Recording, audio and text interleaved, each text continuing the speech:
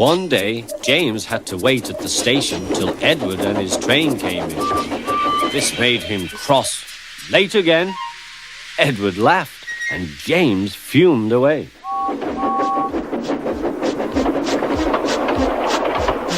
After James had finished his work, he went back to the yard and puffed onto the turntable.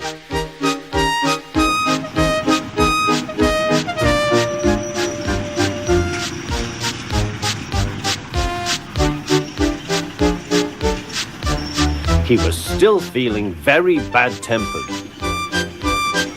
Edward is impossible, he grumbled to the others. He clanks about like a lot of old iron, and he is so slow he makes us wait. Thomas and Percy were indignant. Old iron? Slow? Why, Edward could beat you in a race any day. Really, said James, I should like to see him do it.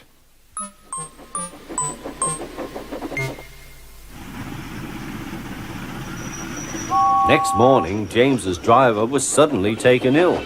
He could hardly stand, so the fireman uncoupled James ready for shunting. James was impatient. Suddenly, the signalman shouted. There was James puffing away down the line. All traffic halted, he announced at last. Then he told the fireman what had happened. 2 boys were on James's footplate fiddling with the controls. Phew! They tumbled off and ran when James started. The signalman answered the telephone. Yes, he's here. Right. I'll tell him. The inspector's coming at once. He wants a shunter's pole and a coil of wire rope. What for? Wondered the fireman. Search me, but you'd better get them quickly. The fireman was ready when Edward arrived.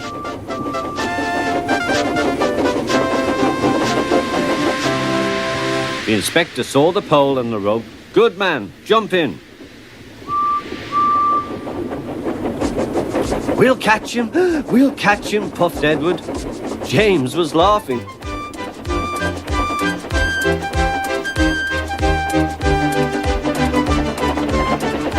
What a lark, he chuckled to himself.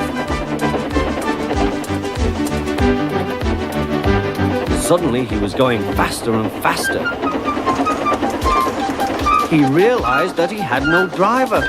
What shall I do? I can't stop. Help! Help!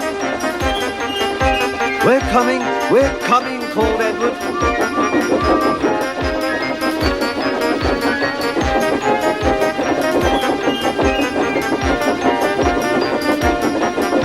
Edward was panting up behind with every ounce of steam he had. At last he caught up with James.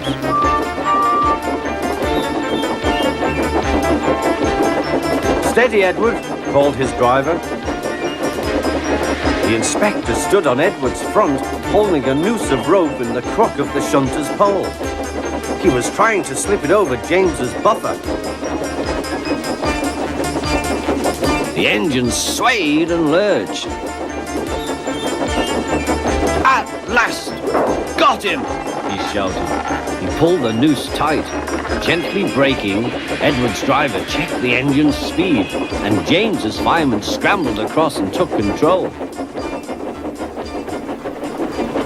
So the old iron caught you after all, chuckled Edward. I am sorry, whispered James. Thank you for saving me. You were splendid, Edward. That's all right, replied Edward. The engines arrived at the station side by side. The fat controller was waiting. A fine piece of work, he said. James, you can rest and then take your train. I'm proud of you, Edward. You shall go to the works and have your worn parts mended. Oh, thank you, sir, said Edward. It'll be lovely.